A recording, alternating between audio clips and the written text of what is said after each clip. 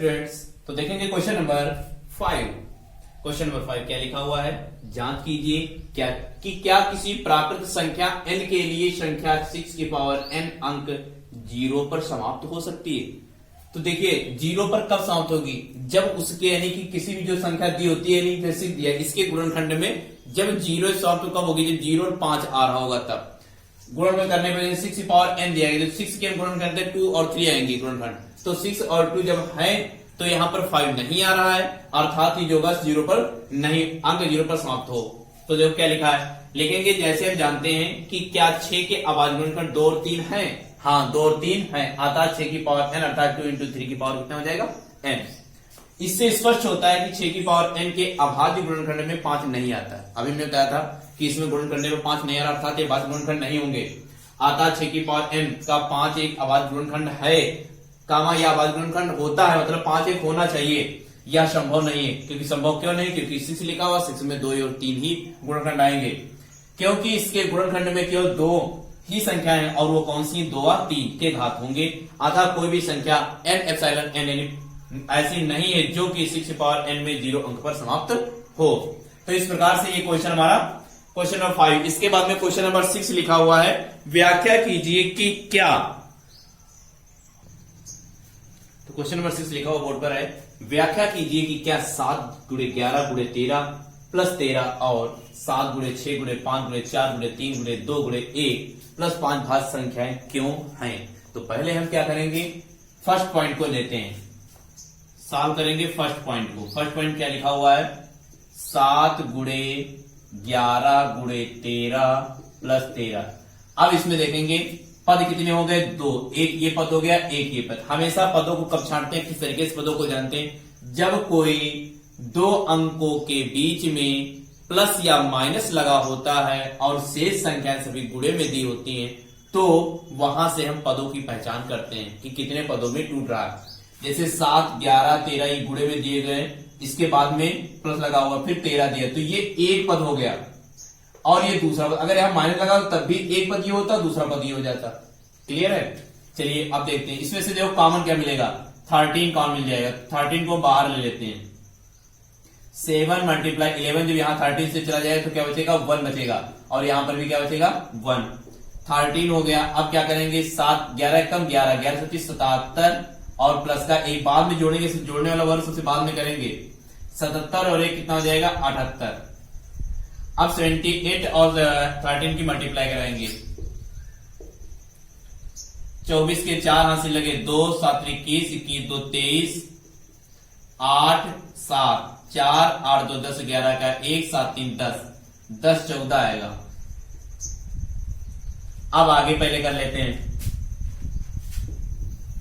7 गुणे 6 गुणे 5 गुणे 4 गुणे 3 गुणे 2 गुणे 1 और प्लस में 5। अब यहां पर भी देखेंगे पद एक ये हो गया, एक ये पद, तो इसमें कॉमन क्या मिल जाएगा, 5। तो 7 गुणे 6 गुणे 5 ये पर क्या हो जाएगा, 1 गुणे 4 गुणे 3 गुणे 2 गुणे 1 प्लस में क्या हो जाएगा, 1।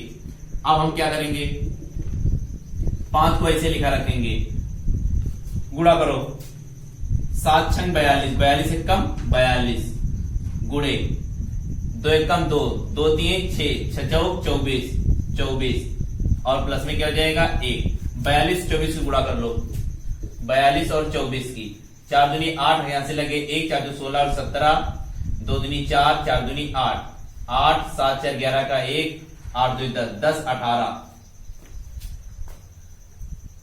फिर से देख लेंगे, 4 दूनी 8 7 छंग 42 4 3 12 दूनी 24, तो आ जाएगा 4 दूनी 8 4 चौको 16, हाँ ये गड़बड़ हो रहा था, 4 दूनी 8 4 चौको 16 मल्टीप्लाई 2 दूनी 4 4 दूनी 8 6 4 10 10 का 0 8 9 1 10 1008 5 1008 प्लस 1 तो कितना हो जाएगा, 5 गुणे 1009। तो 1009 की गुणा करेंगे तो आ जाएगा 9 ना 45 और 0 5 5045। तो 5045 जो संख्या देखो ये कटेगी नहीं, यानी कि इसके फैक्टर नहीं हो सकते हैं। जब फैक्टर नहीं होंगे तो संख्या भाज्य नहीं है। अतः यह संख्या भाज्य नहीं है, और इसके फैक्टर हो जाएंगे तो आता यह संख्या भाज्य है, आता यह संख्या भाज्य है। ठीक है, तो इस प्रकार क्वेश्चन नंबर 6 हो गया। आप स्क्रीनशॉट ले लिया करें, क्वेश्चन को बाद में नोट करें, पहले समझ उसके बाद में लास्ट में नोट कर ले सभी क्वेश्चन। ठीक है, चलिए आगे देखते हैं। क्वेश्चन नंबर लास्ट नंबर है 7।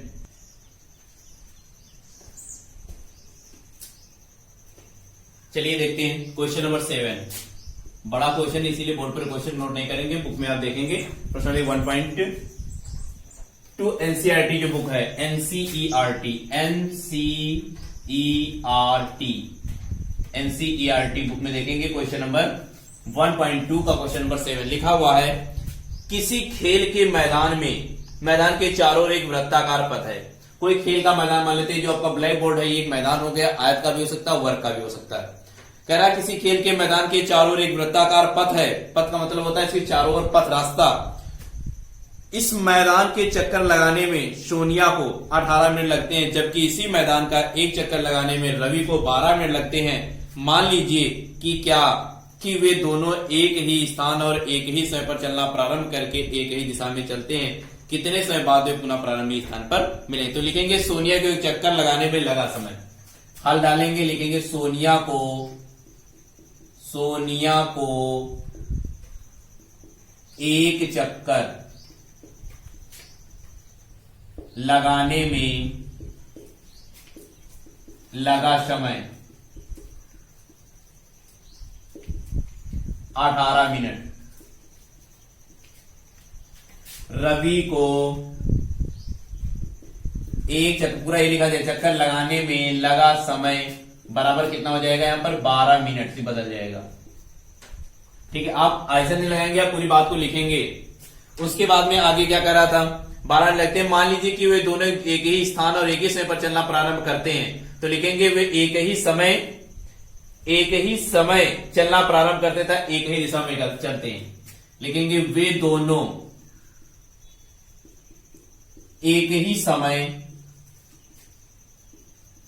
और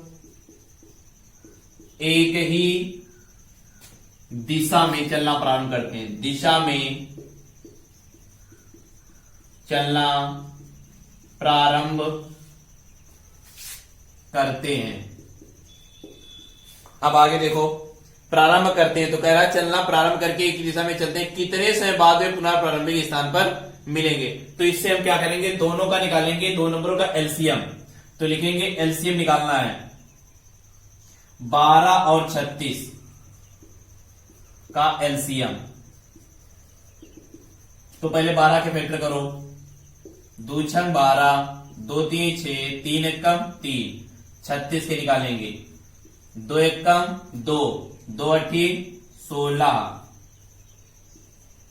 2 9 18, 3 त्रिकु 9, 3 एकम 3। तो 12 के फैक्टर यहां पर लिख लेंगे।